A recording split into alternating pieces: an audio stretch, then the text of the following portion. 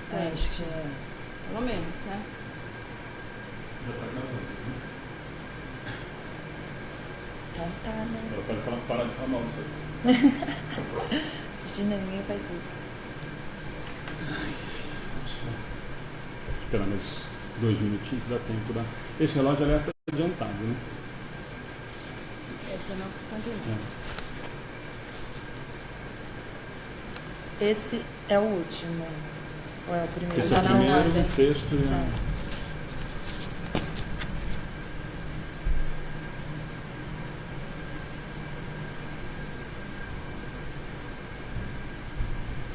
Ontem na hora do passo eu quis desligar a música, eu não conseguia fazer. Eu pus a música lá, eu desliguei também. Mas não é muito alta, pelo menos. Eu não conseguia. E tentar outro tipo? Então, meditação, né? Que a gente É. tinha falado. Eu acho que música com letra Não dá. é complicado, né? Não consegui, eu falei, preciso desligar isso aqui. Você sabe? Tá na... Fui no banheiro, fechei, falei, não vai dar, eu tenho que desligar. Mas eu acho que o problema é música com letra, que eu acho que não Eu também acho. atrapalha, porque você acaba Você prestando foi atenção na cheia. letra. Vocês conseguem- Quando eu já fiz meditação, é sempre uma música mais assim, Sim. New Age, né? Que fala. Tinha o que? Enya, É, né? Que É. tem umas músicas ou aqueles sons de barulhinhos de. de água. Até ultimamente não precisa de chuva, tá tranquilo. Mas aqui, como eu falei, até pessoal, se quiser que foi menos barulho essa terça-feira. Porque se fazer o passo junto, dá uma desconcentrada, assim. Até você Faz de barulho, né? Mas aí não, no começo só. Não, pessoal. Na verdade não é o barulho, o que a gente precisa aprender e passar isso pro pessoal é ficar em oração, né? Que você tá num clima de oração. Exatamente. E aí, se você continua no clima de oração, você já está recebendo passo, mesmo aqui sentadinho, a hora que você já está indo lá, você vai só tomar água fluidificada e direcionar um pouco mais para o que você necessita, mas você já está sendo tratado. Né? Aí o foco da conversa lá desvirtua completamente o ambiente. Assim. Porque o pessoal eu mesmo fiz isso ontem. Já pega o celular, Então, é isso que a gente tem que já tentar. desconcentra. Mas é só ir falando, eu acho. Ontem já mudou um pouco porque. Ontem melhorou. É. Eu achei que melhorou ontem o barulho. Não, e para entendimento que não é por nada, mas é que se você sai dessa vibração, você está perdendo o passo. É A verdade. vibração já está ali. Aí você sai, né? Aí você dá aquela baixada, a vibração está aqui, aí fica, né? É verdade isso. Olá. Tudo bem? Imagina. Não, tá no horário. Tudo bom? Não tá no justo. Tudo bem?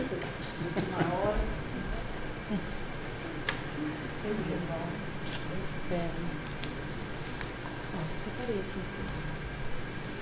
Conseguiu? Vou pôr a garrafa aqui, tá? Pra sair do.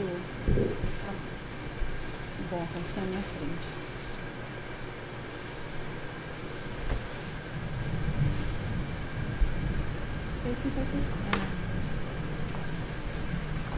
R$ 154 a 162. Ao 62.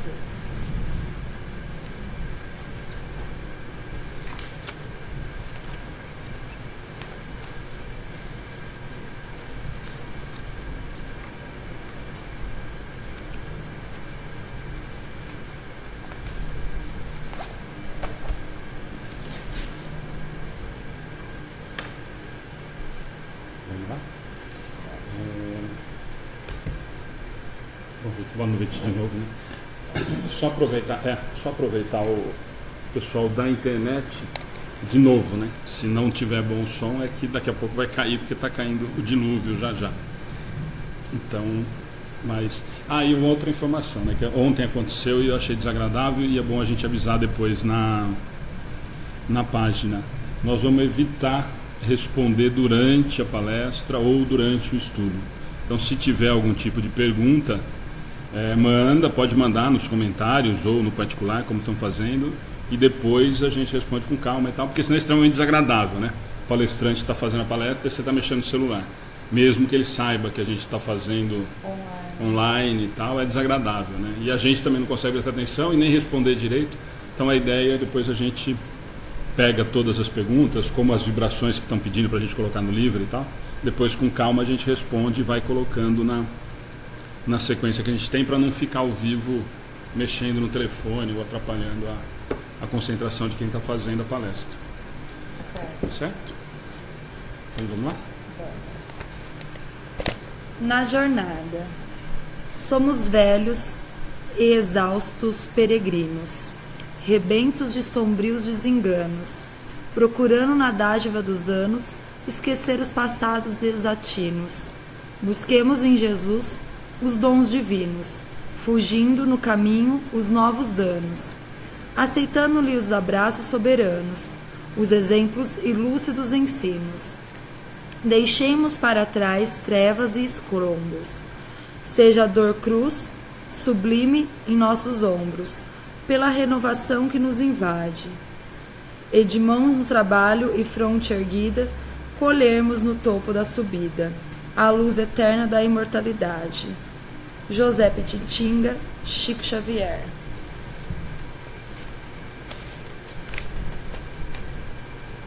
Bom, vamos começar.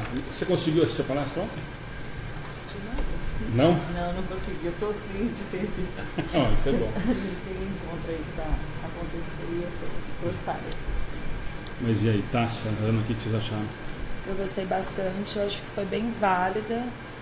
Em alguns momentos até achei que foi ali pra mim. Bom, sempre. Ainda isso normalmente é assim, né? Não, então, mas eu falei para Ana que eu já conhecia, já tinha visto algumas palestras e tal, qualidade fantástica, mas eu achei extremamente objetiva, né?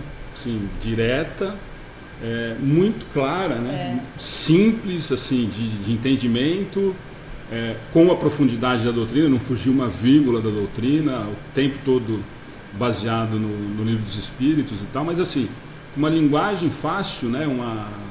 Transmitiu a mensagem super... Bom, tanto que passou uma hora de palestra voando, né? A gente nem sentiu. Só uma dúvida, os temas do Tato e a dele, foi você quem deu ou eles que se programaram? A do Tato era livre, a dele a gente já tinha programado. É que coincidia, então, uma completou a outra. Eu né? acho que nada é coincidência, eu acho que é o que a gente precisa ouvir. Não, e completou, né? A palestra dele, na verdade, o Tato falou de Anjo da Guarda, que eu até brinquei. É assim, né? Não, eu até brinquei que o Tato não tinha me passado o tema. E quando eu fui publicar, eu esqueci de perguntar o tema. A gente ficou batendo papo depois da palestra, eu falei, não sabia o tema da palestra. Eu fui colocar a prece como tema da palestra do Tato. Depois que eu vi que era como que nós falamos no nosso Anjo da Guarda. Mas né?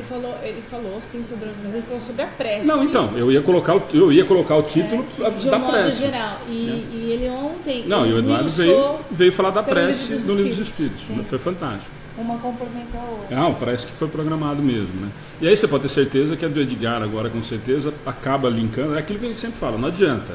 Todos os assuntos são interligados, né? É que a coincidência da proximidade da palestra do Tato com a do Eduardo foi muito parecido uma continuidade no que tinha sido a palestra Podia ser aborto, podia ser vida após a morte, podia ser outra coisa, mas assim, não, foi praticamente um complemento da palestra do Tato mesmo na sexta-feira. Aliás, da sexta também, né? Nós não falamos na sexta porque nós não tivemos outro estudo. Realmente todo mundo gostou muito, né? Aliás, nós não podemos reclamar, né? Esse mês de janeiro foi um abuso, né? Bom, vamos lá, gente. Então, a mesma coisa, tá? Aquele caso da gente, eu peguei o texto do Consolador como complementar, para a gente não só ler o Livro dos Espíritos e as perguntas. Embora eu até mandei, não sei se vocês conseguiram ver, eu mandei os áudios das perguntas e respostas no grupo. Então depois dá para ouvir, é mais fácil até do que ler para quem não tiver tempo. E aí, separação da alma e do corpo, 154 a 162. O texto que a gente pegou do Consolador, e aí vai fazer um resumo, está usando bastante do Livro dos Espíritos e alguma coisa do céu e do inferno, para a gente poder fazer as questões depois no final. Tá? Vamos lá, quem vai? A desencarnação não é igual para todos. A certeza da vida futura não exclui as apreensões do homem quanto à desencarnação. Há muitos que temem não propriamente a vida futura, mas o momento da morte. Será ele doloroso? Tentando elucidar essas questões, Kardec inquiriu os espíritos e dele recebeu a informação de que o corpo quase sempre sofre mais durante a vida do que no momento da morte, e que os sofrimentos que algumas vezes se experimentam no instante da morte são um gozo para o espírito. Vamos, tem parâmetro para a gente fazer, para depois isso praticamente vai responder as questões lá, né? E esse é o grande problema, né? Na hora de morrer, essa é uma dúvida que todo mundo tem e todo mundo questiona. Pode pôr no meio que dá, está dando para chegar. Que é a história de morrer. Morrer dói? Essa é uma pergunta que a gente ouve constantemente, né? Dói a hora de morrer? Né? E aí ele vem falar exatamente disso. Aí a resposta é exatamente essa. Sofre muito mais durante a encarnação do que o momento da desencarnação, né? É preciso, no entanto, que consideremos que a desencarnação não é igual para todos e que, ao contrário, há uma variação muito grande, tão grande quanto as diferentes formas de viver adotadas pelos encarnados. Vendo-se a calma de alguns moribundos e as convulsões terríveis de outros, pode-se previamente julgar que as sensações experimentadas nem sempre são as mesmas. E aí vai começando a construir o que a gente, que é lógico, né, que na nossa opinião, vai deixando muito mais racional e muito mais aceitável a doutrina, né? Que é aquilo que a gente já vinha falando nos 2 últimos estudos. Quer dizer, se a gente levar em conta que morrer ou desencarnar seria igual para todo mundo, ou dividido em simples 2 grupos, né? Eu tenho os que cumpriram o combinado e vão para um determinado lugar bom, e os que não cumpriram vão para esse determinado lugar ruim. Quer dizer, eu resumo num grupo muito grande e muito simples, né? O que dá, e na verdade a gente já conversou sobre isso, o grupo dos bonzinhos seria um grupo muito pequeno e os que colheriam o mal viver seria muito maior. Quer dizer, então, na verdade, o que ele diz? Que aí fica muito mais lúcido para a gente, né? Que aí é a mesma coisa lá que a gente discutiu várias vezes e tal, que é o ensinamento do Cristo, né? Cada qual suas obras. Então, como é que eu encaro isso? Como é que da forma com que eu vivi. Nossa, o que eu vou ser depois de morrer? A mesma coisa que você era vivo. Você não muda, não é a passagem de mudança de plano é que vai fazer com que a gente melhore ou piore, né? Que aí correria o risco, né? Porque se a gente imaginar que são só esses 2 grandes grupos, do bonzinho ou do ruinzinho, quer dizer, o muito ruim vai para o mesmo lugar do ruim mais ou menos, né? Exatamente. Concorda? Quer dizer, se você resumir em 2 grupos, 2 grandes grupos, ou um grupo pequeno e um grupo grande, quem é muito ruim, quem fez muita bobagem, vai estar no mesmo pacote do que foi mais ou menos, que errou por pouquinho, ou que não aprendeu um pouquinho só, né? Então é isso que ele está falando. E aí fica muito mais lúcido, né? Muito mais aceitável para a gente, né? Essa situação. Eu estou só no caliente, tá? Não foi capaz de barulho que está fazendo. Então, a separação da alma é feita de forma gradual, pois o espírito se desprende pouco a pouco dos laços que o prendem, de forma que as condições de encarnado ou desencarnado no momento do desenlace se confundem e se tocam, sem que haja uma linha divisória entre as duas. E é isso, é outra coisa que mais para frente vai discutir. A separação da alma é imediata? Morri e soltou, desliguei completamente o que me ligava à matéria? Tudo depende, de novo, né? A cada um segundo o seu nome. Cada um segundo o seu nome. E aí, mas aí o que ele responde lá no Livro dos Espíritos? Normalmente, ou a priori, não.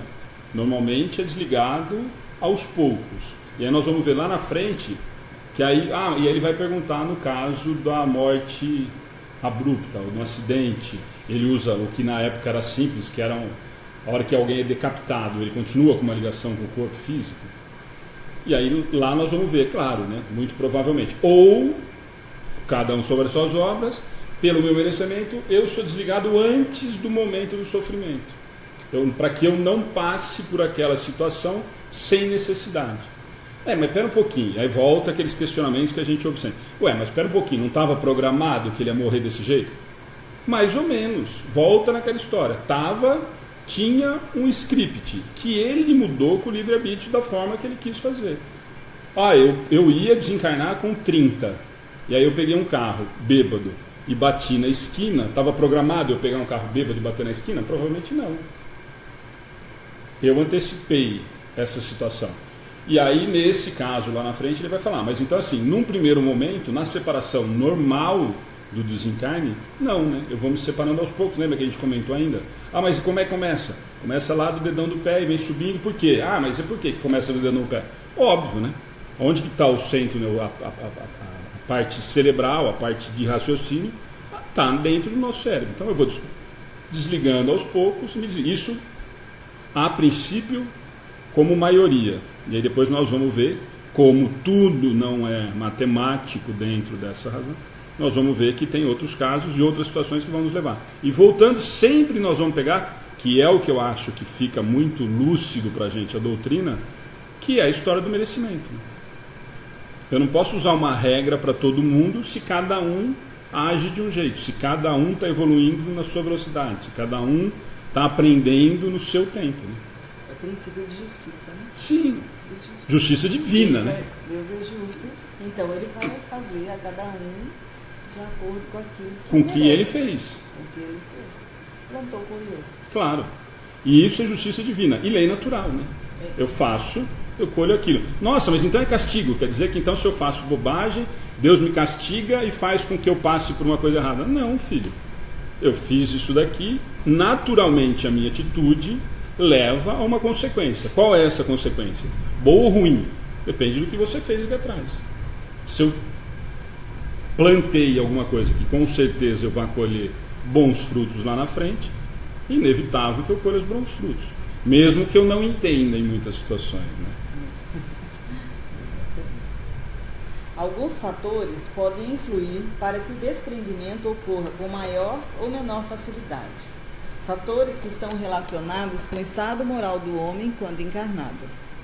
A afinidade entre o corpo e o perispírito é proporcional ao apego do indivíduo à matéria, que atinge o ponto máximo no homem, cujas preocupações dizem respeito exclusivamente à vida de gozos materiais. Ao contrário disso, nas almas puras, que antecipadamente se identificam com a vida espiritual, o apego é quase nulo. Acabamos de falar, né? Aí ele só vem complementar o que a gente estava falando em relação a isso. Mas aí ele acrescenta um ponto importante, que é o apego à matéria. Que apego à matéria? Que aí, isso é uma outra coisa que a gente precisa tomar um cuidado. Quer dizer então que só o avarento tem um problema com a matéria? Não. E não quer dizer que seja matéria de grana, né, de dinheiro, de bens materiais e tal. Eu posso ser apegado ao corpo mesmo. A minha existência, quer dizer, a minha ligação com a minha existência, ela é muito mais forte do que qualquer outra coisa. Claro que a maioria dos casos nós vamos estar relacionados ao apego à matéria que nós estamos acostumados mesmo, né? Quer dizer, eu não quero ficar sem meu carro, não quero ficar sem minha casa, eu não vou deixar para ninguém, eu vou ficar em casa. Nossa, tem casa assombrada. Tem casa assombrada, eu não vou embora, não quero ir. Eu quero continuar onde eu estou aqui. E se eu sou exatamente a mesma coisa que eu era antes de desencarnar, eu continuo gostando e o meu apego continua sendo exatamente as mesmas coisas. Até porque o desligamento às vezes é tão natural e tão gradual que a pessoa não percebe que desencarnou. Porque ela não tem aquele conceito de morte, que eu vou continuar. Né? Ela tem um conceito de que a morte é feita de ou eu vou dormir, né? ou acaba tudo. E aí ela se percebe vendo as coisas, vendo as pessoas, né? Sentindo, escutando. E não pode... Né? Eu não posso interferir na matéria, mas eu vivo ali, sim, em volta da matéria, achando que ainda estou vivo. Né? É aí que é a grande característica das casas mal assombradas, sim, que o espírito está ali, nem sabe que desencarnou ou está ali em busca de um sentimento de vingança. Sim. Vou me vingar do fulano, ele quer esperar o momento para se vingar. Mas principalmente por conta desse apego. Por isso que eu falo, não é só o apego material, as coisas que a gente fala em apego material, normalmente a gente imagina dinheiro, carro, casa, né? E não, na verdade, às vezes eu sou apegado ao que eu vivia mesmo. Quer dizer, como é que ele está... E a gente vê isso, né? Se a gente for lembrar de novo lá do nosso lar, o que acontece quando o André Luiz chega na casa dele e encontra um novo marido com a esposa? Imediatamente eu me desequilibro e volto para... mas eu volto, é castigo? Não. Eu me encontrei num padrão vibratório, eu voltei para um padrão vibratório onde ali não cabia mais. Então eu volto para onde o meu padrão vibratório eu consigo estar. E aí é o quê? E não estava já teoricamente preparado, estava trabalhando, sabia do que estava acontecendo, mas e aí exatamente, e aí o apego é o quê? A casa? Não, o apego era a mulher. Espera um pouquinho, como assim? Ele está com a minha mulher, ele está com os meus filhos, com todo o amadurecimento moral que já estava tendo, que teoricamente já tinha adquirido, assim mesmo na hora que olhou, falou, opa, peraí, é meu, né? Mas era o teste, né? É o grande teste. Mas né? então, todos nós passamos. Mas teoricamente, quando a gente... É isso que eu falo, que a gente sempre fala do livro, né? do nosso lar, da obra em si. Nossa, é lindo o nosso lar no filme, né? Não tem nada de lindo, nada. Não tem absolutamente nada de lindo. Ele tem de profundo, ele tem de ensinamento. Cada passagem, cada capítulo do livro, se você for ler e entender o que é que ele está querendo dizer, é muito mais profundo do que o filme tentou mostrar, ou quem leu o livro como um romance, né? Essa passagem, para mim, ela é fantástica e não tem nada a ver com o apego material. Tem a ver justamente para mostrar que ele não tinha ainda entendido o que era amor. Eu não entendi. Beleza, eu estou preparado para trabalhar. Tá bom, eu varro o chão e tal. Mas a hora, o que é meu é meu. E isso depois de todo o tempo de umbral, depois de todo o tempo ajudado, trabalhando. Então quer dizer, não tem nada de lindo isso. Na verdade, o que falta é a gente entender quais são as mensagens, principalmente quando a gente lê esse tipo de livro. Aí você pega, e claro, óbvio, é que a gente sempre fala, no filme foi romanceado e foi uma forma de conseguir se vender o filme de uma maneira com que fosse acessível, claro, tanto que teve o sucesso que teve de venda. Mas se você, como todas as obras, né, se você for estudar a fundo, você vai perder aquilo que a gente fala, perder não, mas o tempo estudando o nosso lar é o mesmo tempo que a gente perderia estudando várias outras obras que a gente acha imprescindível e a gente lê o nosso lar como se fosse um romance de cabeceira. Eu li o nosso lar em um dia, não leu. Pode ter lido, mas não entendeu nada do que estava acontecendo ali. Como todo o resto da obra, né? Se a gente pegar o Evangelho, a mesma coisa, pegar o Livro dos Espíritos, a mesma coisa, Céu e Inferno, a mesma coisa. Nossa, eu li. Tá bom, então lê de novo, porque não vai rolar. São as várias fases, né? Eu vejo assim, que às vezes eu pego Esse é o objetivo da obra do André Luiz. Todo sentimento mesmo desencarnado, de orgulho, de vingança, sei lá, eu sou médico e eu quero trabalhar como médico. Não, né? Então, toda vaidade é mostrada ali, né? Mas é essa a ideia da obra, né? Por isso que no mundo espiritual é exatamente essa a intenção, mostrar pra gente. Claro que aí vai falar, nossa, mas tem tudo na codificação. Tem. Mas ele simplesmente veio facilitar, veio dar exemplos práticos, como você acabou de falar, e mais palpáveis para a gente. Exatamente isso. Quer dizer, nós estamos falando lá de 1800, nós acabamos de falar, nós vamos chegar lá na decapitação. Hoje nós conseguimos visualizar alguém sendo decapitado sem ser numa cadeia? Não, né? Não faz mais parte do nosso dia a dia. Agora, essas outras obras sim. E até um exemplo, eu sempre falo para a Ana, quer dizer, a ponto do nosso lar de nós fazemos uma semana de estudo de 3 horas só com as frases mais importantes, com os diálogos mais importantes do livro. Quer dizer, são 15 horas de estudo só com os diálogos que eram importantes no livro, sem aprofundar o que eram todos os capítulos. Quer dizer, e é isso que eu falo. Então, tem todo esse processo. O desprendimento da alma jamais é brusco, mas gradual. Em se tratando de morte natural, resultante da extinção das forças vitais por velhice ou enfermidade, o desprendimento opera-se suavemente.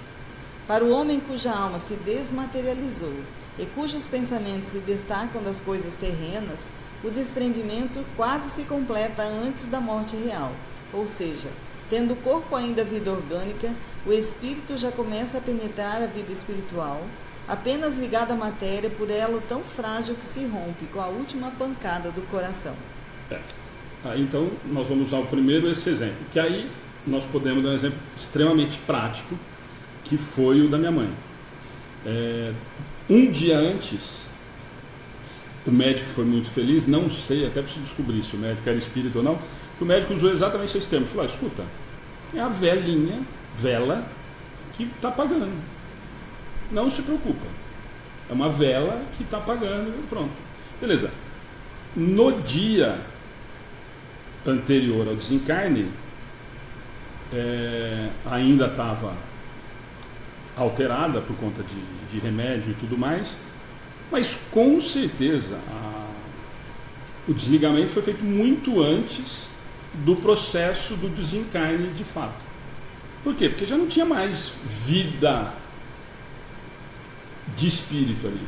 Já não tinha mais, não tinha mais o princípio vital, aquilo que a gente sempre fala, que estava imperando a existência do corpo físico, já não tinha mais. Aquilo já não tinha. Então, é esse processo que ele fala. Quer dizer que ela não se desligou às 5h25 do horário? Claro que não. Ela veio se desligando das 6 horas da tarde do dia 29 e o desencarne, provavelmente, isso puro chute, deve ter ocorrido meio-dia, 11 horas da manhã, 10 horas da manhã, para aí se constatar a morte física, que aí, naturalmente, é um sofrimento para o corpo físico. Por quê? Eu estou, ou bem ou mal, ela não tinha ainda extinguido completamente as forças do corpo físico. Então, se tivesse esperado às 5h30 da tarde para desligar o corpo físico, com certeza teria gerado um sofrimento pro espírito. Sem necessidade nenhuma. Por quê? Porque eu purguei toda a doença, experimentei todos os percalços que a doença me dá, de uma forma extremamente tranquila, aparentemente, então beleza. Desliga, para que vai fazer sofrer? Para que vai ver? Já não entendeu o recado? Então, desliga e vai embora. Por quê? Porque senão às 5h30 da tarde, a hora que foi declarar do óbito, o que passou? Provavelmente tentaram entubar, provavelmente tentaram ressuscitar, tentaram alguma coisa que o espírito não precisaria passar. Então esse é o desligamento. Como o velhinho, né? Como a pessoa que morre por idade. Nós não vimos a dona Guiomar morreu como? Sopetão? Claro que não. Com certeza foi desligada aos poucos. Por quê? Vinha vindo, embora alguma vitalidade, com 90 e poucos anos de idade, eu não tenho mais muito mais de fluido para poder fazer mais nada com o corpo físico. Eu vou me desligando e vou fazendo. Está acontecendo com a dona Isabel, está acontecendo. O que nós vamos pensar com uma pessoa com 100 e poucos anos? Ou tem muita coisa para pagar, né? Tem muita coisa para arrumar ainda e precisa entender o recado, ou eu vou desligando aos poucos. E aí o que é isso? Eu vou gastando a energia até o final. Acabou. De uma forma geral, o pessoal que está assistindo pode perceber também que quando a pessoa está muito próxima do desencarne, ou seja, que ela está sendo desligada efetivamente, ela começa a ver parentes, começa a delirar pessoas, teoricamente, entre e aí aspas, as pessoas dizem que já está delirando, né? Porque está próximo da morte, mas na verdade é porque a pessoa está mais pro lado de lá do que pro lado de cá. Então ela consegue visualizar aqueles que estão ali para ajudá-la naquele momento, para recebê-la na hora da separação. Vamos chegar nisso lá agora de novo. Mas eu acho que isso que nem de velhinho acontece mais para quem está acamado. Porque já vem com um processo. Mais ou menos. Então, mas lembra assim, na verdade, o que eu tenho de fluido, o que eu tenho de vitalidade, ele vai até... Qual é o padrão nosso de vida hoje na Terra? 80? 83. 85? Então, está aumentando um pouquinho, quer dizer, então nós vamos chegar, hoje nós temos condições de chegar com uma qualidade de vida a 88, 90, nós vemos muita gente ainda com uma qualidade de vida boa, lúcida, teoricamente, aparentemente, com uma saúde dando para continuar vivendo, mas lembra que no planeta Terra nós fomos A nossa programação vital é para durar em torno disso. Porque senão nós teríamos uma porcentagem da população vivendo até 120. E quando nós temos hoje com 105, nossa, a pessoa tem 100 anos, nossa. Quer dizer, então, qual é provavelmente a composição física e orgânica nossa do planeta Terra? O fluido vital que nós vamos receber lá a hora que foi programado é para 100. Beleza? Então nós temos combustível para chegar no 100. Se vai chegar no 105 ou se vai chegar nos 85, vai depender de como eu gastei essa vitalidade que eu tenho. Eu bebi muito, eu estou diminuindo o meu tempo. Eu fumei, eu estou diminuindo o meu tempo. Eu não me alimentei mal, eu estou diminuindo o meu tempo. Nossa, em contrapartida, eu fui extremamente saudável, eu fiz atividade física a vida inteira, eu sempre me preocupei com a saúde e estendi isso, a vitalidade era até 90, 95, eu cheguei a 105.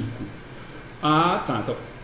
Ponto. E aí vai chegar essa pergunta com certeza. Nossa, mas então por que alguém morre com 45?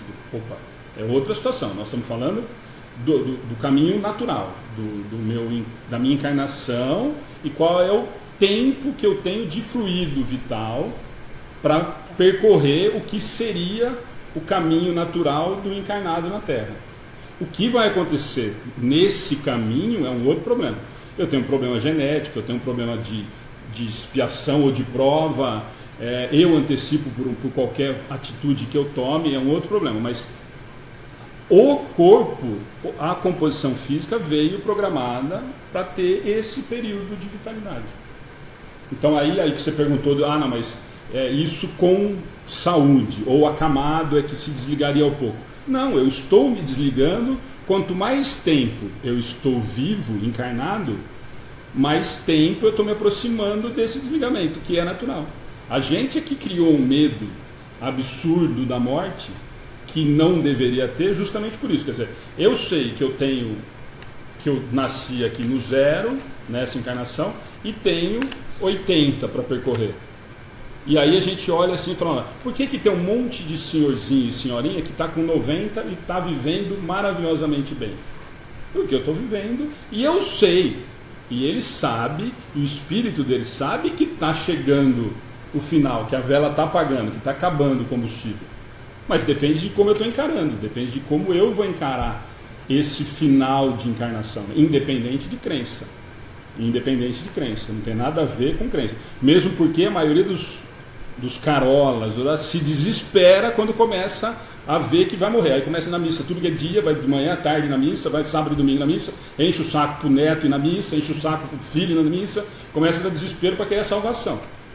Por quê? Porque foi criado com isso. Quer dizer, eu estou vendo que eu vou, e aí volta no que a Alice falou aquela hora, eu entendo que ou eu vou para o inferno, ou eu não vou, ou eu vou ficar aqui, ou eu não vou, eu vou ter pecado para pagar, ou eu não vou, ou eu vou dormir, ou vai acabar. Quer dizer, aí é motivo para se desesperar mesmo, né? Mas quando um jovem tem uma doença terminal e vem purgando ela por alguns tempos, acontece também esse desligamento. Sim. Antes de ver, como eu tinha uma amiga que estava por merecimento, então, entra na mesma situação que a Alice comentou. E ela falava assim, aquele moço de branco da porta, eu já falei por ele que eu não vou agora. Entendeu? E ela estava se desligando mesmo. Então, estava mais para lá do que para cá. Muito para lá. E ela conversava com eles como se estivesse com a gente ali. Ela falava assim, pode ir embora agora, viu? Porque eu estou conversando com a minha amiga, eu não vou agora. Então, assim, você via que ela tinha 30 anos, sei lá. Entendeu? 40 anos. Mas já vinha com 5 anos nessa doença. Mas explica, mas o fluido vital continua o mesmo do programado. Isso nós precisamos...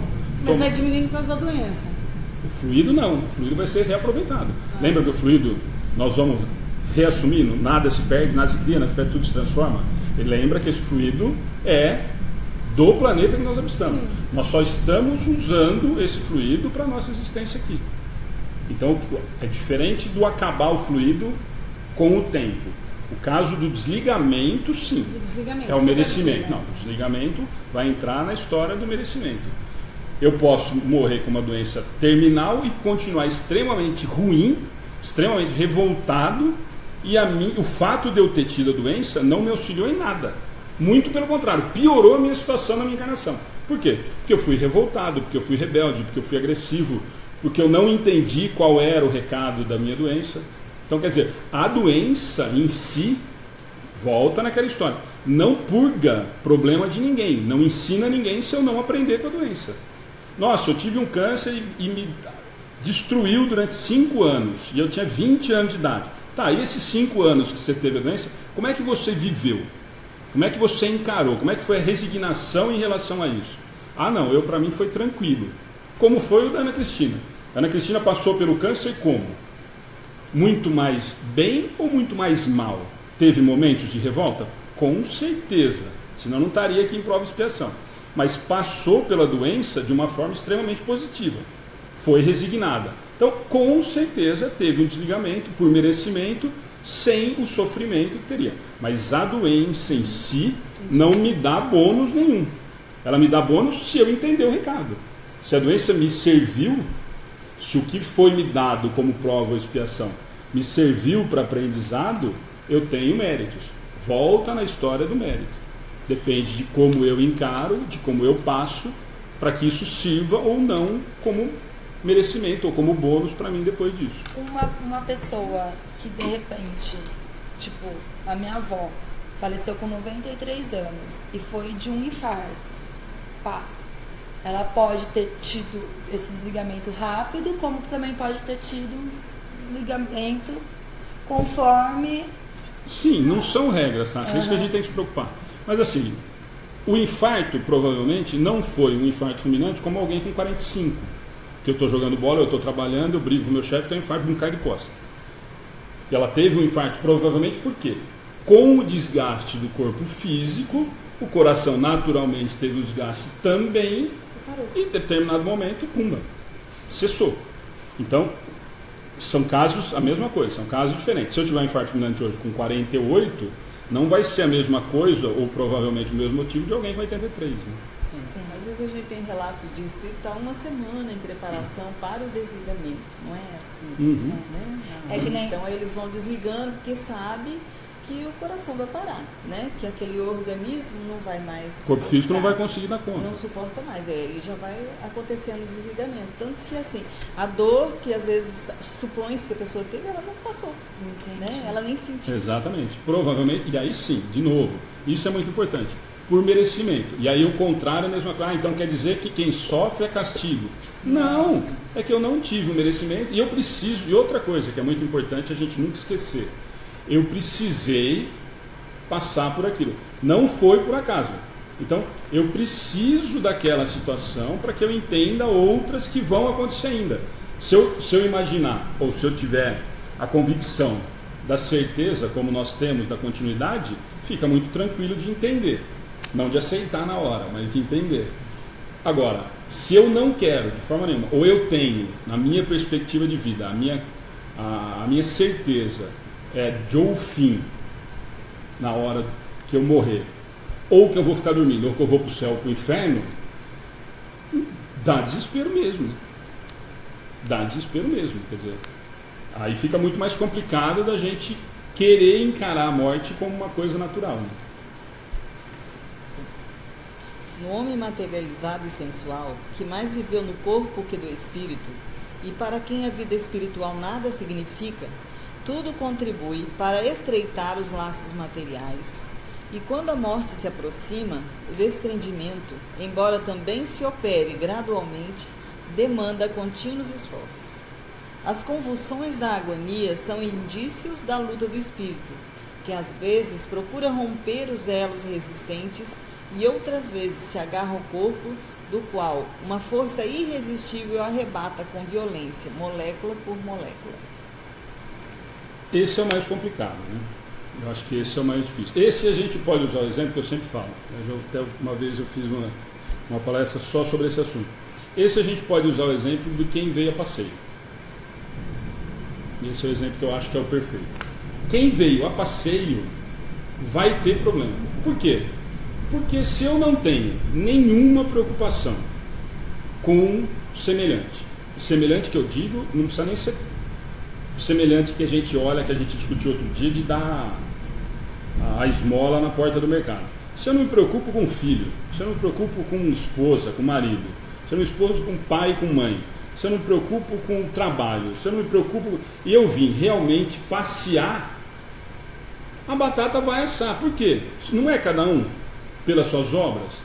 Quer dizer, qual é a minha preocupação? Eu, espírito protetor, ou espiritualidade, com esse ser, né? Com esse espírito, com essa alma que está se desligando da matéria. Eu vou ter muito mais trabalho. Por quê? Porque eu não tenho nada, eu não acredito em nada. Para mim, tanto faz. Então, aí, como é que faz? Esse vai ter problema. E aí, a mesma coisa. Castigo? Claro que não. É a mesma história lá do começo. Do mesmo jeito que nós falamos do mérito da Ana Cristina. E não só. E aí, assim, eu tinha câncer e me arrastava para fazer trabalho voluntário. Nossa, que legal. Mas está fazendo isso como? Está fazendo isso com amor. Também ganhou 355 mil pontos. Está fazendo isso porque é obrigado aí, porque sabe que fazendo isso vai ganhar ponto. Não ganhou nada, não rolou. Agora, você imagina quem não faz, sabe que não faz e não está nem aí pro fato de não estar fazendo. Ou que continua vivendo exclusivamente para as coisas da matéria. Eu vivo exclusivamente para isso. Como assim?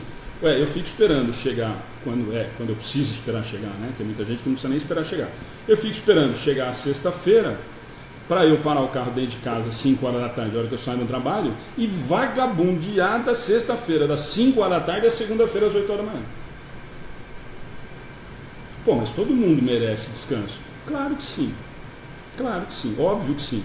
Mas será que da sexta-feira, às 5 horas da tarde, a segunda-feira, às 8 horas da manhã, quer dizer, quase metade da sua semana, você não vai fazer nada de produtivo, nada para alguém, nada para você. Que além de não fazer nada para alguém, normalmente o estrago... O Tato, eu acho que foi muito feliz, eu não sei se foi no dia do seminário ou se foi na palestra do domingo de manhã que a gente tinha ido anterior. Que é exatamente isso, quer dizer, se eu me preocupar exclusivamente com o meu bem-estar, e aí nós podemos usar várias coisas, né? Ou eu vou, isso a gente está cansado de ver, né?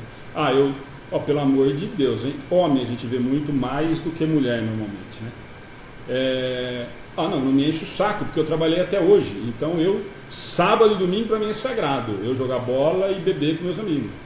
Mas pera um pouquinho, e seus filhos, e sua mulher, e seu pai, e sua mãe, seu vizinho?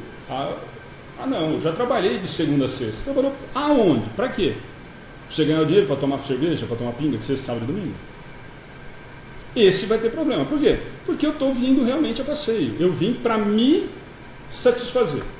Eu vim para fazer com que o que existe na matéria me satisfaça. Na hora do meu desencarne, como é que faz? Qual é o problema? Cara, eu só conheço isso. Eu só tenho a matéria como referência. Como é que faz? Como é que é o desligamento? Eu não quero ir, começa daí.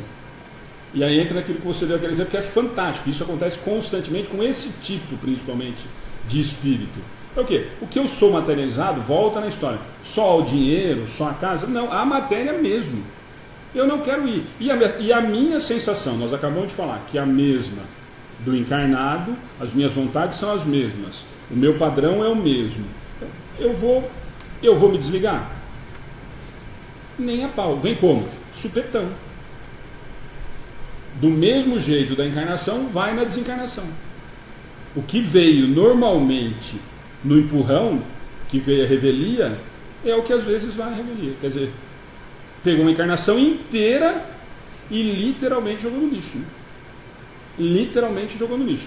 Porque eu vim, provavelmente, é um espírito que já veio contra a vontade, porque sabia do que teria que cumprir e eu não quero, e vou da mesma forma, não quero ir. Por quê? Porque aqui está bom. Eu não estava fazendo nada. Está muito bom do jeito que estava. Não dá para esperar sexta-feira, porque sexta-feira eu vou tomar uma.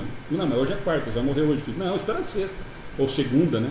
Que a gente brincava, enterro de sexta e sábado é sacanagem. É bom que segunda-feira que eu não precisa trabalhar. O desconhecimento da vida espiritual faz com que o espírito se apegue à vida material, estreitando seus horizontes e resistindo com todas as forças, conseguindo prolongar a vida e, consequentemente, a sua agonia, por dias, semanas ou meses. Em tais casos, a morte não implica o fim da agonia, pois a perturbação continua e ele, sentindo que vive, sem saber definir seu estado, sente e se ressente da doença que pôs fim aos seus dias, permanecendo com essa impressão indefinidamente, uma vez que continua ligada à matéria por meio de pontos de contato do perispírito com o corpo. Nós usamos esse exemplo agora há pouquinho na pergunta anterior, né? Então volta naquela história, quer dizer, o fato de eu ter doença me dá algum tipo de benefício? Não, né? Se eu não entendi, se aquilo não me fez entender o que era, eu continuo fazendo. E o pior aí volta naquele exemplo que a Alice tinha dado da história do sentimento de viver. Esse eu acho que deve ser o pior de todos. Esse eu acho que deve ser o mais complicado, né? Você desencarnar, não se sentir desencarnado, não querer acreditar que está desencarnado, continuar. E assim, imagina o desespero. Eu fico imaginando o desespero para gente que conheceu um pouquinho da doutrina, um pouquinho da continuidade. Talvez ainda, peraí, alguém vai dar um chacoalhão e talvez não dure muito esse momento de imbecilidade, né? Mas eu fico imaginando as outras crenças e as outras certezas, né? Porque você imagina o seguinte, quer dizer, eu desencarnei, morri. Então, eu abro o olho, era para eu estar onde?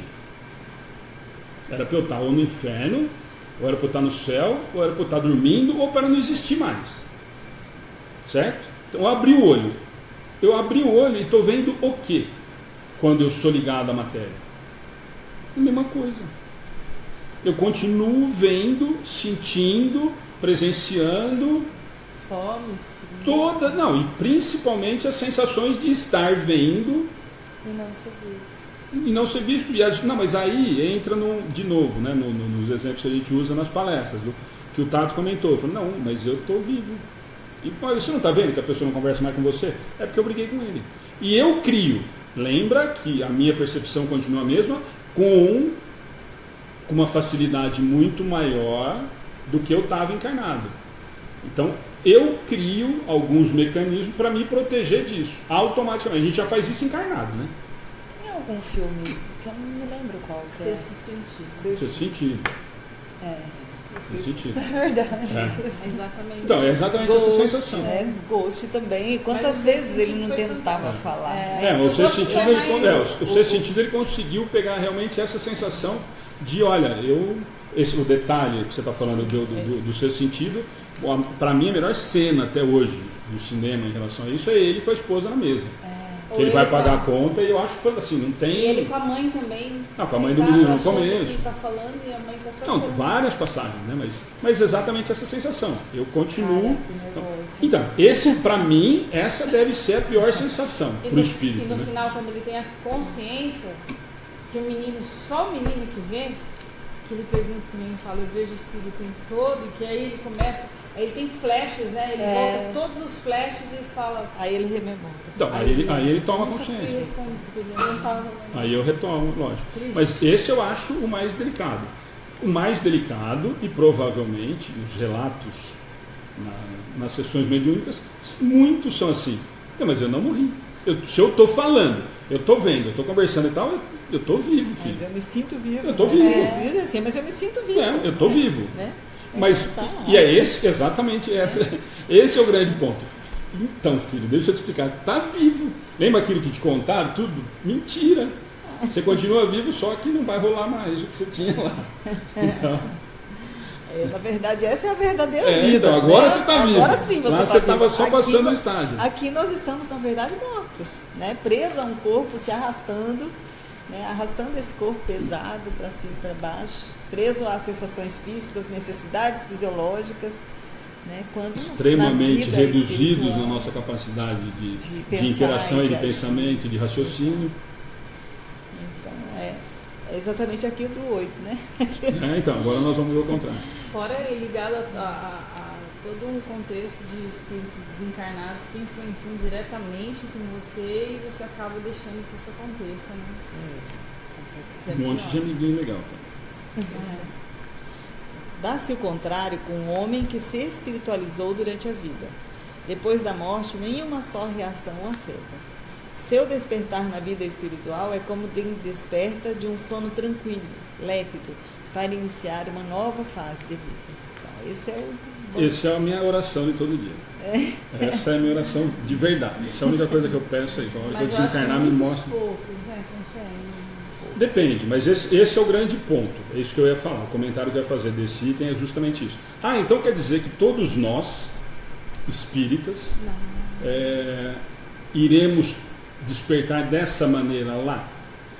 Ó a palavra que ele usou. O homem que se espiritualizou durante a vida. E não que estudou a doutrina espírita.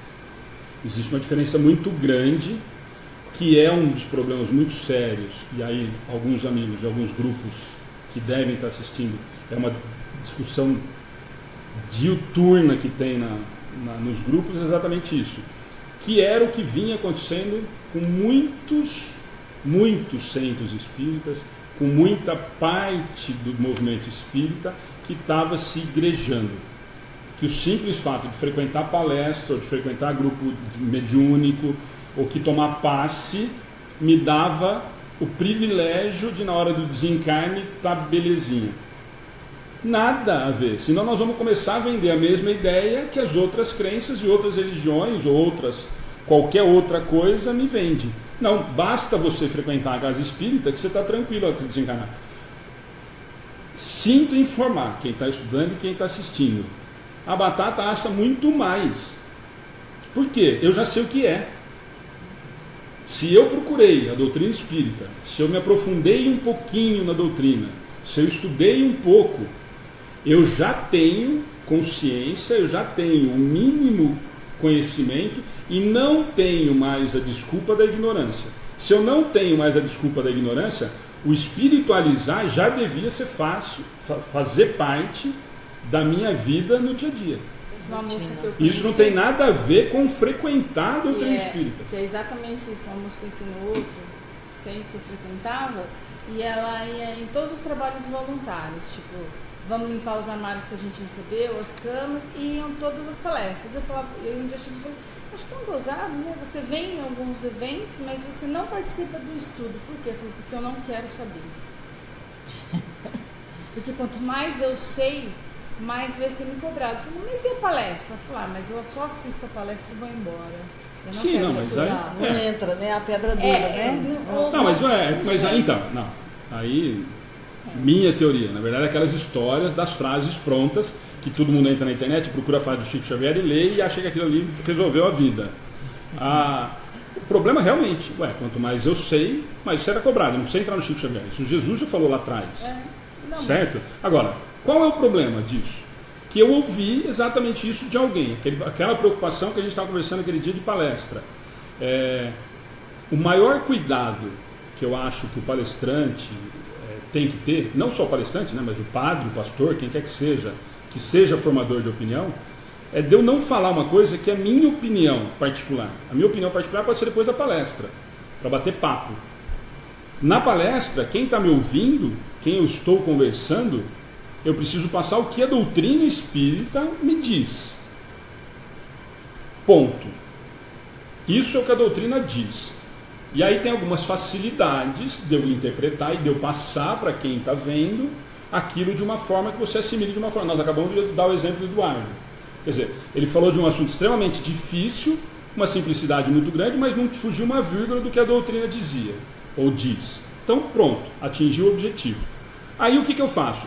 Alguém um dia falou numa palestra que quanto mais você souber, mais você será cobrado. Isso está na doutrina? Está. Nem só na doutrina, como já tem no ensinamento do Cristo. Agora, se eu levar isso ao pé da letra, beleza, então é melhor eu não saber. Só que esqueceram de complementar. Filho, se você não aprender agora, você vai ter que aprender depois. Inevitável a lição. Aí falaram que fora da caridade não há salvação, então, então eu juntei as duas coisas e está resolvido. Limpo o móvel, faço não sei o que. Mas por quê? Isso vem embutido das outras religiões que estão muito enraizadas em nós. Que é o quê? Fora da caridade não há salvação, eu faço lá, eu não preciso aprender muito, então não sei muito, na hora de eu prestar conta, eu não sabia de nada, ajudei um monte, tem lugarzinho para mim aí? Isso está enraizado no que a gente traz das outras crenças. Então, esse é o grande problema. Então, quer dizer, eu sei, mas eu não aprendi. Não tem problema nenhum. Você vai ter que aprender. A pressa, lembra que a gente sempre discute? De quem é a pressa? Nossa, minha. Então, isso é muito importante. A história do espiritualizado vai ter essa facilidade. É a grande diferença do simples fato de eu me dizer espírito, de eu frequentar a palestra, ou de eu frequentar, que é o grande exemplo que sempre o Richard dá, que eu acho fantástico, para mim é um dos melhores que tem dentro da doutrina, que é o velhinho. Todo mundo usa esse exemplo como se fosse do centro que cada um trabalha. Richard disse que era um senhor que varreu o SEAC, que quando desencarnou, era um funcionário e um palestrante desencarnou muito próximo. Ele desencarnou antes, o palestrante, um dos grandes nomes do espiritismo, desencarnou um pouco depois. E foi recebido por esse faxineiro. Ele numa situação extremamente complicada, nebulosa inclusive, e esse faxineiro extremamente iluminado foi receber, foi ajudar no socorro desse grande palestrante. E aí a pergunta foi exatamente, mas como assim? Como é que pode você, um simples faxineiro que varria o chão do centro, aqui me recebendo e eu aqui nessa situação de escuridão? Pois é, quando o senhor falava, eu praticava. Simples assim. Esse é o melhor exemplo do que nós estamos falando. Porque adianta eu conhecer tudo. Aliás, a minha situação se compromete. Exatamente isso. Quer dizer, se eu estudo, se eu sei, se eu passo a mensagem e não faço, eu estou muito mais comprometido do que o que não fez nada. Então o fato de conhecer está muito distante de se espiritualizar.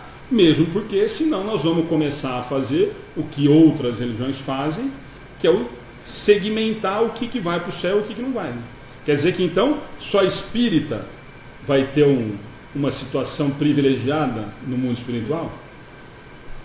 Senão nós vamos entrar na mesma coisa das outras religiões. Olha, se você for católico, você vai para o céu.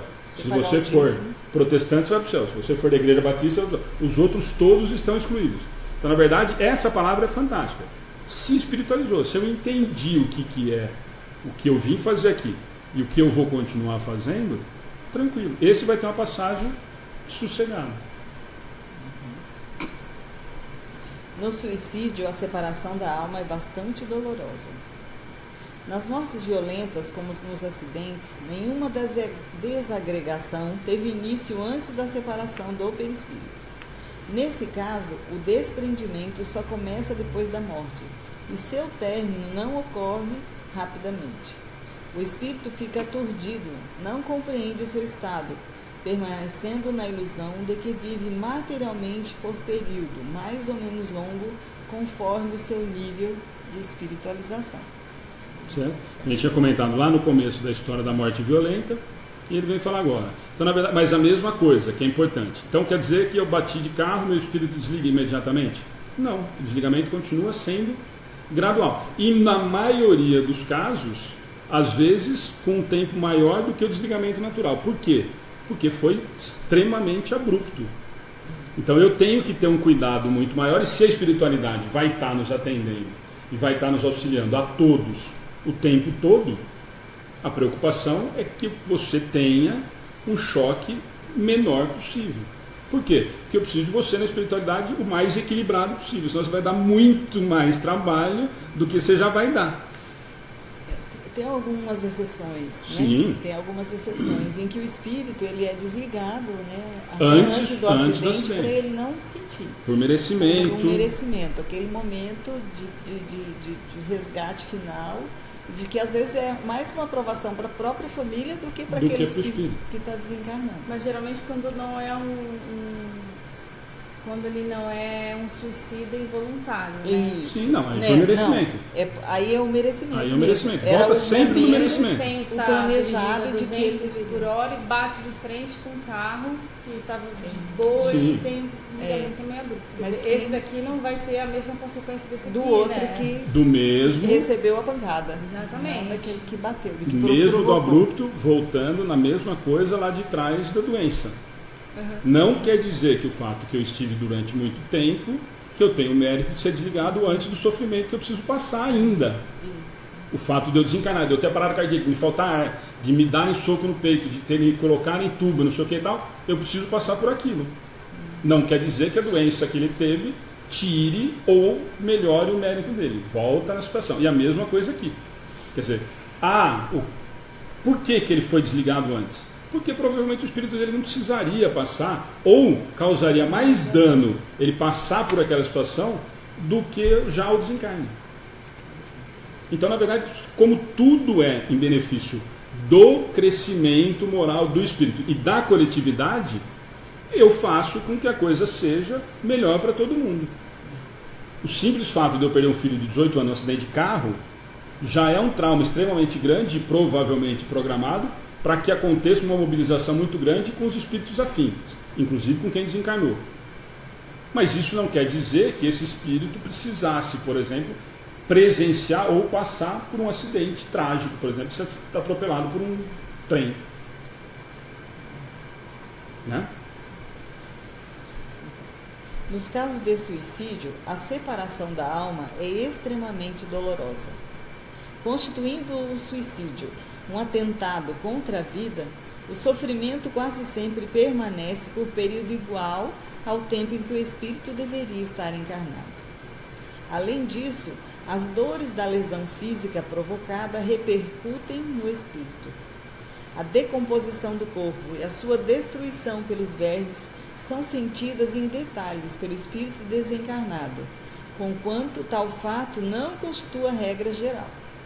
Há, ademais, o remorso, gerando sofrimento moral para aquele que decidiu desertar da vida. Esse é outro caso que eu tenho muito cuidado quando a gente fala disso. Acho que quando a Aline fez a palestra do suicídio, ela até me perguntou e eu pedi para não colocar porque eu acho muito delicado. Essa posição do Livro dos Espíritos, o sofrimento quase sempre permanece por período igual ao tempo que o espírito deveria estar encarnado. Um monte de discussão, um monte de estudo que questiona, e embaixo, mas depois embaixo ele coloca aqui, para variar, como de tudo que ele coloca, que não é regra. Não é regra geral. Mas é fácil da gente entender por que não é regra. Né? Quer dizer, se eu tenho a condição de me melhorar, a minha condição moral, mesmo desencarnado, mesmo depois de uma atitude tão grave assim, não dá para a gente colocar como regra.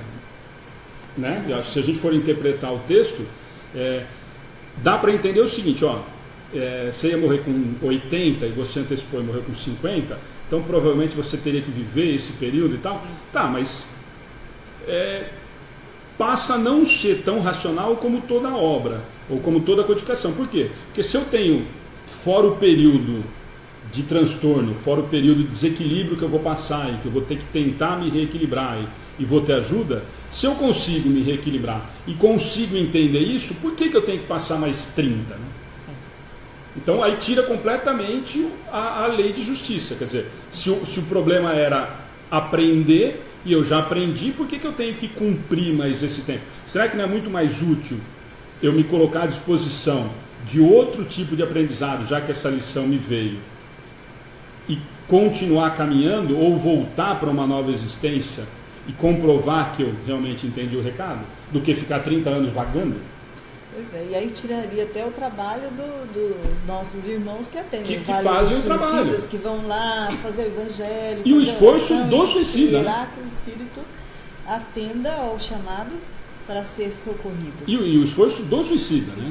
Eu acho que se você simplesmente precisar de, olha, você tinha tanto e fez isso, você tira a possibilidade e aí do mérito de, mas eu entendi, eu quero, quer dizer, então, mas aí depois ele corrige e fala que não é geral. Mas a história do suicida é aquela história muito complicada. E essa imagem, para quem quer ficar apavorado, não precisa ler o Memórias de um Suicida, que eu acho, para mim, do que tem da codificação, o mais assustador que tem. Quem lê Memórias de um Suicida não vai se suicidar, mas nem que for a última possibilidade do mundo, não vai ter, porque não dá. E essa sensação, eu acho que é a descrita no livro, né? Bom, vários, né? E depois da Memória Suicida nós temos várias outras obras que falam isso. Essa decomposição do corpo, e é isso que eu falo, é uma, de novo, castigo? Não, não. Eu não me desliguei. E aí eu preciso entender que isso foi uma atitude muito séria que eu tomei, de uma forma muito drástica, né? Por quê? Normalmente quem que se suicida? Na maioria dos casos. Ou eu perdi o encanto pela vida, ou estou completamente desesperado e quero pôr fim no meu sofrimento. São os dois maiores casos que tem. Que é e quando eu falo em desengano de vida, várias situações, né? Eu estou doente, eu tenho uma doença terminal, ou o caso do Camilo, eu fiquei surdo, eu não fico absurdo, eu não quero ficar surdo, não posso ficar surdo, não posso ficar cego, então não tem vida, não tem sentido. E aí entra isso muito importante para a gente falar, mais para frente a gente vai falar, vai entrar no suicídio mais a fundo. Ah, mas e o caso que no momento de desespero eu tomei essa atitude? Eu acabei de descobrir que eu fui traído e eu tenho extremamente um problema muito sério com o ego e eu cheguei em casa e tinha um revólver e dei um tiro. É o mesmo que planejou, que programou, que pôs a corda, que deixou um recado para judiar da filha. É o mesmo caso? Claro que não, é a mesma coisa. Continua, e aí a doutrina volta a ser extremamente consoladora e lúcida. Eu posso tratar da mesma forma? O que tomou atitude no desespero ou tomou por banalidade? Quebrei a empresa e me matei. Não. Perdi um filho e me matei. Igual? Não. Claro que não. Mas é um suicídio. Isso vai ter que ser resgatado de uma forma muito dura. Por que tem que ser uma forma dura? Castigo, de novo? Não. Porque a atitude foi muito dura. A atitude foi muito séria. Lá atrás a gente vê isso, né? Quer dizer, é a única situação em que o espírito não pode se defender. É exclusivamente a única situação que o espírito não tem possibilidade de defesa, que é contra eu mesmo. Não, mas e se o cara tiver com um revólver na sua cara, você pode desviar, você pode correr, o cara pode escapar o tiro. De você mesmo, o seu espírito não tem a menor chance de fugir. Você não tem defesa contra você. Então, por isso que tem... Mas a vontade do suicídio começa no espírito. Sempre é do espírito. Eu não sou nada sem o espírito. Não. Quem está se suicidando é o espírito. Quem está tomando atitude, claro. O corpo físico não tem. Ele simplesmente vai responder a parte fisiológica, física. E sempre ele toma essa atitude porque ele acha que com a morte tudo acaba. Né? Aí é especificamente esse grupo. Sim. Que acha que a morte acaba. Aquilo termina o problema. Então, eu me suicido, termina o problema. Então, ele não acredita em Deus, né? Porque ele viola as regras divinas, né? Viola a regra da vida e acaba com tudo, achando que tudo acaba. E aí ele desperta do outro lado Vivo. Com a sua situação. Vivo com vários problemas. A situação agravada, porque aí ele tem aquele problema e outros que ele arranjou com o suicídio. Se ele não conseguiu se matar, não vai conseguir se matar de novo. Ele não consegue se matar de novo no mundo espiritual, e acabou. Mas, de novo, né? E aí só para esse assunto, nós vamos voltar mais para frente, com certeza tem mais coisas para a gente falar, mas o mais importante dessa história, de novo, né, que eu gosto de frisar muito, é o fato do suicida, como as outras crenças, de novo, não, esse vai para o inferno, esse não salva, Deus não quer mais saber desse, Deus abandona e tal. Cara, não é possível. Se Deus... E Jesus veio e deu o recado, falou que não ia perder ninguém, não vai perder ninguém, nem o suicida.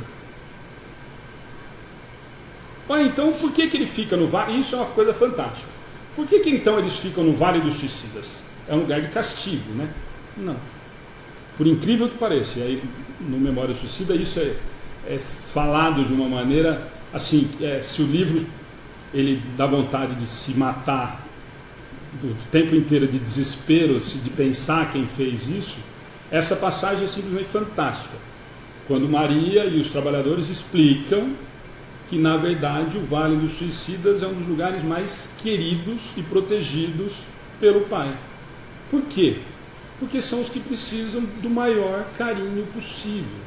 Para ter chegado ao extremo de tirar a existência, são os que mais precisam ser socorridos. E aí, por que então tem o Vale dos Suicidas? E a explicação é fantástica. Como tinha o Vale dos Leprosos. Eles se protegem, eles vivem num ambiente onde todos estão vivendo o mesmo tipo de situação e problema, e aí é muito mais legal e muito mais justo e coerente e muito mais lógico de eu imaginar que isso é o pai amoroso, né? Não o que abandona porque se matou. Esse está falando em justiça. Esse está fazendo justiça. Olha, eu vou te deixar aqui, você vai ter que entender o recado, foi uma situação grave que você passou, mas olha, fica aqui, nesse canto, que aqui você está protegido, aqui você vai ficar totalmente dentro das condições de você entender e se melhorar. Quando você estiver um pouquinho melhor, nós vamos tirar você daqui e nós vamos levar para outro lugar. Não é muito mais racional essa imagem de pai do que não? Se matou, esse está perdido pro resto da vida. A família não deixa nem enterrar, não tinha isso, não podia enterrar, né? Não pode ter a missa para o suicida na igreja católica. E o crente também não ora pelo suicida. E não pode enterrar, né? Não pode ter o... tinha que orar, gente. Então, mas não pode, eu acho que não pode ter o... Hoje enterra, não tem outro meio, né? Mas antes assim, eles não tinham, não tinha o... Aí, no fundo, como é que chama o negócio? O evento lá, como é que chama? Velório. Todo esse bagulho aí não tinha porque ele não era digno. Então, como não ia ser recebido por Deus, então não era se encomenda a alma. É verdade, era essa palavra. Não se encomenda a alma. Porque a missa é encomendar a alma para o céu. E aí ele transgrediu a lei divina, então não se encomenda a alma daquela criatura. Você imagina a sensação dele sentindo tudo isso. Mais essa sensação. Mais esse risco, né? Assim, essa dor. Esse abandono. Porque é uma dor, né? Sim. Se tudo é vibração e todo mundo está vibrando junto, ele sente mais essa culpa. Essa falta de amor, né? A ausência de amor. O espírita sério, adverte-nos Kardec, não se limita a crer porque compreende. E compreende porque raciocina. A vida futura é para ele uma realidade que se desenrola incessantemente aos seus olhos. Uma realidade que ele toca e vê a cada passo. E de tal modo que dúvida não pode ter guarida em sua alma. A existência corporal tão limitada amesquinha-se diante da vida espiritual. Que lhe importam os incidentes da jornada, se compreende a causa e a utilidade das vicissitudes humanas, quando suportadas com resignação? Bom, isso nós tínhamos falado lá no começo, que essa história da resignação eu acho que é o mais importante, né? Fica fácil da gente entender. E acho esse primeiro parágrafo, né? Na verdade não é parágrafo, na linha dele, não se limita a crer porque compreende, e compreende porque raciocina. Isso eu acho que é o que a gente tem que se preocupar, vai molhar aqui, tem que se preocupar o tempo todo em relação a isso, que é o racional. Não adianta, e aí entra de novo naquela história que a gente falou da fé. Adianta eu ter fé? Fé em quê? Não, acredito em Deus. Tá bom, e aí? O que você faz com isso? Não, eu tenho certeza que Ele vai me salvar. E aí? Como que Ele vai te salvar? Por que razão que Ele vai te salvar? Porque eu sou filho de Deus. Tá bom, e o outro não é. O que matou não é filho de Deus. O que se suicidou não é filho de Deus. Vamos lá? A alma se eleva então em suas relações com o mundo visível. Os laços fluídicos que o ligam à matéria enfraquecem-se, operando por antecipação um desprendimento parcial que facilita a passagem para outra vida. A perturbação consequente à transição pouco perdura, porque uma vez franqueado o passo, para logo se reconhece, nada estranhando, mas antes compreendendo a sua nova situação. Fechar o assunto para a gente, né? Eu acho que dá para a gente ir direto para as perguntas, né? Ou não? Eu acho que dá, né? Dá. Porque na verdade, lembra, são as perguntas. Mas dá tempo de ler também. Quer para a gente fazer essas três? Esses 3 parágrafos dá para a gente fazer, né? Vamos lá? Separação da alma e do corpo. Não há dor na separação da alma e do corpo. O corpo quase sempre sofre mais durante a vida do que no momento da morte. A alma nenhuma parte toma nisso. O sofrimento que algumas vezes experimenta no instante da morte é um gozo para o espírito, que vê chegar o termo de seu exílio.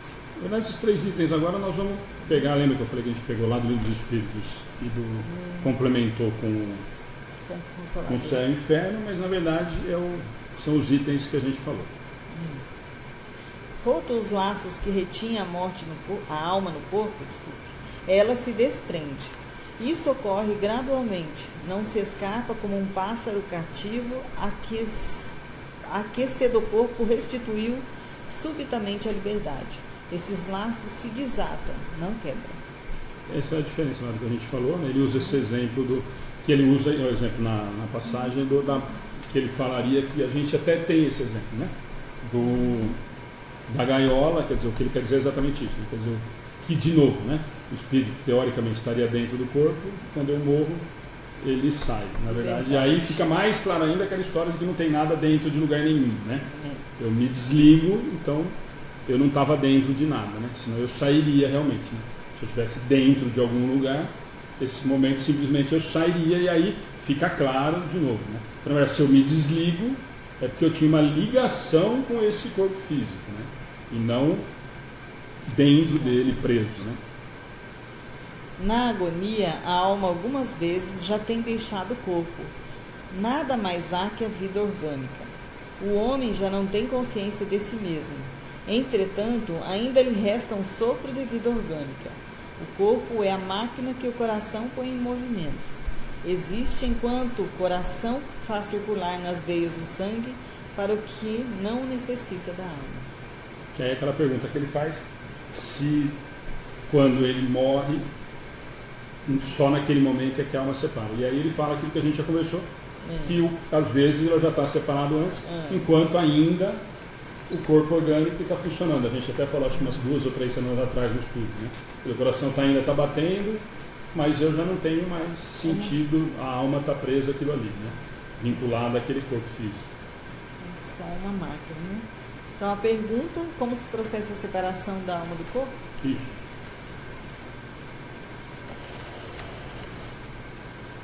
Isso é o que a gente conversou lá todo o tempo, né? Já falou, né? Então, e aí, como é que faz? Pelo desligamento. Vai soltando ao pouco, né? E o mais importante, embora vá se soltando aos poucos, o tempo é variável, esse pouco, né? Ele pode ser pouco. O que ele quer dizer com pouco é que ele não se desliga de uma vez abruptamente. Ele vai se desligando aos poucos, mas isso não quer dizer que o tempo é pequeno ou grande. Isso é completamente variável de acordo com a condição moral e o merecimento de cada um. Ocorre dor no momento da separação? A primeira já tinha respondido, né? Já disse que não há dor na separação da alma e do corpo, né? Mas isso é importante da gente sempre frisar, né?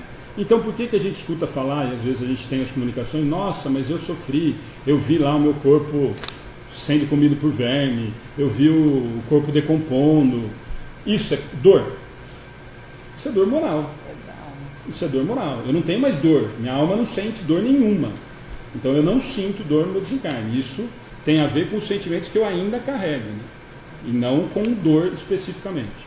Na verdade é o laço que me prende, né? Porque assim, se o meu laço espiritual ainda está preso ao corpo, eu ainda vou sentir as sensações que o corpo físico ainda tem. Mas ainda não é uma coisa. E pode o corpo físico sobreviver sem a alma? Isso de novo, né? Saiu aquela discussão toda aquela vez. E aí? Pode o corpo físico sobreviver sem a alma? A primeira pergunta nós acabamos de falar disso de novo, né? Pode ou não? Sim. Poder pode, mas quanto tempo e por quê? Pouco tempo. Em relação ao que aquela vida orgânica vai sobreviver ainda mais um pouquinho. Ou, por exemplo, vida vegetativa. Eu posso já ter tirado, eu já posso ter desligado a alma daquele corpo físico? É uma pergunta extremamente interessante que já me fizeram. Se a vida vegetativa, depende. Às vezes a alma precisa estar ligada ao corpo para... Sim, não, né? a pergunta é exatamente, na vida vegetativa, eu posso já não ter mais a alma ligada a essa matéria? Continua dependendo. Mas pode, né? Pode. Pode. Por quê? Porque eu não preciso mais, por merecimento, essa matéria, e aí sim, de repente eu preciso para que a família passe ainda mais um período, para tudo isso, mas o espírito não tem mais por que ficar preso àquilo ali. Por merecimento, olha, vamos embora, sai daqui, que não tem mais o que passar por aqui. Em contrapartida, que são a maioria dos casos, eu fico muito tempo justamente... Para o aprendizado, porque o corpo está preso. O corpo está preso, mas a alma está vendo se eu tudo. tomar uma decisão, por vivendo exemplo, tudo. eu tenho que tomar uma decisão, se eu acho que não, pode desligar, como é que eu faço isso? Eu acho que eu faço. Porque aí você faz a eutanásia. Eu acho que aí... O exemplo da eutanásia, embora eu não concorde, o que foi dado pelo Tato Edgar, acho que foi muito feliz. Embora eu não concorde. Eu acho que se existe a possibilidade e ainda está em funcionamento a máquina ou o corpo físico, espere até que realmente exista o desligamento total. A justificativa para acontecer isso da eutanásia é de que existe uma vertente muito grande de que diz que se o corpo estiver sobrevivendo apenas por máquinas, o corpo esteja sobrevivendo apenas e somente se eu tiver convicção, a medicina me informar que aquele corpo não vai mais, se eu desligar não desligar a qualquer momento, mas eu tenho um período de que eu sei que eu não tenho mais nenhuma possibilidade desse corpo retornar, e ele vai continuar batendo o coração, porque está ligado na tomada. Existe uma vertente muito grande que diz que pode desligar. Por quê? Provavelmente esse espírito já está desligado. Eu não concordo. Isso é uma posição pessoal. Eu acho que se está batendo, e se ainda tem a máquina que está dando a possibilidade de ter, eu não sei se o espírito está vinculado ou não, a não ser que eu seja médium e tenha certeza absoluta de que a alma não esteja mais lá. O fio é muito... É muito tênue, você não sabe o que é. Ele está preso ali, mas ele está aprendendo com toda aquela situação. E às vezes ele precisa passar por isso. Às vezes ele tem que justamente ficar preso nessa situação para dar valor a várias outras coisas. Mas a justificativa de que só está funcionando e só continuaria funcionando com a máquina é uma justificativa plausível. Por quê? Porque se eu não tenho mais atividade vital, teoricamente eu não tenho mais isso. Mas eu ainda fico com a posição de que espera, já que está esperando. Mas aí, isso que eu falo, aí essa vertente toda cai para vários outros ramos. Você vai ter que ficar pagando, é muito caro o custo disso, dispendioso, às vezes você não tem a possibilidade nenhuma de retornar, de ter uma nova possibilidade, quer dizer, entram várias outras coisas, mas pensando na doutrina, não. Se a gente pensar na doutrina pura e crua, não, espera até realmente o desligamento total. Por quê? Porque senão eu estou tomando uma decisão que eu acho, e nessa hora não dá para achar. Se eu estou preso ou não ali, o meu espírito, se eu estou ligado ou não, quem me garante? Quem me dá a certeza? O médico não me dá. O atestado, ele diz, está só no corpo e o espírito já não está mais aqui. Se tivesse esse atestado, tivesse um médium que tivesse convicção, falasse assim, não, o espírito não está mais. O espírito já, até logo, desliga. Aí sim. Assim, houve morte cerebral, né? Aí só bate o coração. Uhum. Né? Mas mesmo assim, esse é o meu questionamento e essa é uma posição em cima da doutrina. Será eu acho que é necessário passar por isso, então, por esse período? É isso que eu falo. Olha, eu acho... Geralmente a pessoa está precisando passar por essa necessidade. Por essa necessidade. Nós temos casos de pessoas que ficaram 19 anos sendo alimentadas por máquina e voltou. E voltaram. Né? E voltou. Por isso que eu falo. 19 anos. Então Quer dizer, é até desanimador se pensar que 19 anos a pessoa está sustentada por aparelho, está em coma. Né? Por isso que eu falo, eu entendo, eu acho que é uma vertente realmente a ser discutida, mas é o que eu falo, a minha brincadeira é exatamente essa. Se eu tivesse um médium, junto com o médico falasse assim, só tem coração batendo, morte cerebral, testou, e o médium do lado falasse assim, pode desligar porque o espírito não está mais aqui, então beleza, então pode desligar. Como nós não temos isso ainda, Mas a gente pode estar induzido pelo médium. Então, é isso que eu estou falando. O médium pode errar também. Exatamente, Né? Então, que é humano, é isso que eu estou falando. Eu acho que você está tomando. Se o médico não está completamente orientar. Não, é isso que eu estou falando. Mas a brincadeira é exatamente essa. Quer dizer, se eu tivesse um atestado médium e não médico, falando que o espírito não está mais lá. Se fosse um médico médium, seria melhor ainda, né? A gente chega lá. Tem muitos médicos espíritas. Muitos, graças a Deus está aumentando. Né? Só aumenta. Tá. Vamos lá para a gente terminar? Vamos continuar? Morrer é voltar para casa. Quando a morte chega com sua bagagem de mistérios, traz junto divergências e indagações. Afinal, quando os olhos se fecham para a luz, o coração silencia e a respiração cessa, terá morrido junto à essência humana? Materialistas negam a continuação da vida, mas os espiritualistas dizem que sim. A vida prossegue além da sepultura. E eles têm razão. A vida depois da morte. Vida plena, pujante, encantadora. Prova disso? As evidências estão ao alcance de todos os que querem vê-las. Basta olhar o rosto de um ser querido que faleceu e veremos claramente que falta algo.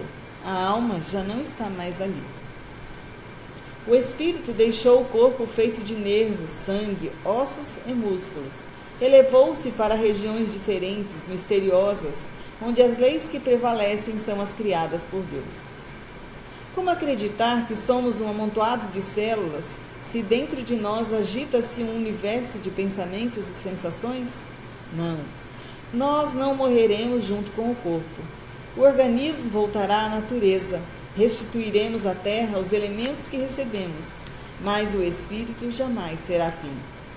Viveremos para sempre, em dimensões diferentes dessa. Somos imortais. O sopro que nos anima não se apaga ao toque da morte. Prova disso está nas mensagens de renovação que vemos em toda parte. Ou você nunca notou as flores delicadas que nascem sobre as sepulturas? É a mensagem silenciosa da natureza anunciando a continuidade da vida. Para aquele que buscou viver com ética e amor, a morte é apenas o fim de um ciclo, a volta para casa. Com a consciência pacificada, o coração em festa, o homem de bem fecha os olhos do corpo físico e abre as janelas da alma. Do outro lado da vida, a multidão de seres amados o aguarda. Pais, irmãos, filhos ou avós, não importa. Os parentes e amigos que morreram antes estarão lá, para abraços calorosos, beijos de saudades, sorrisos de reencontro.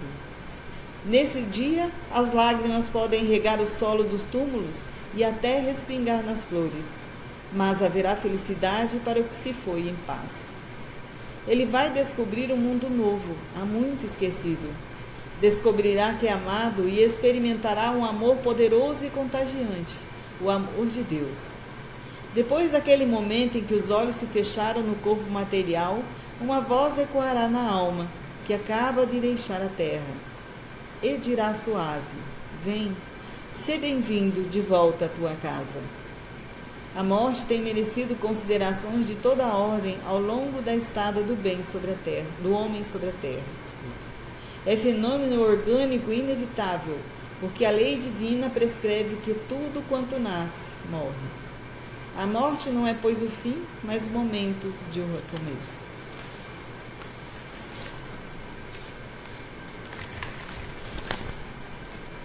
Nossa, hoje nem se tivesse cronometrado, hein? Pontual.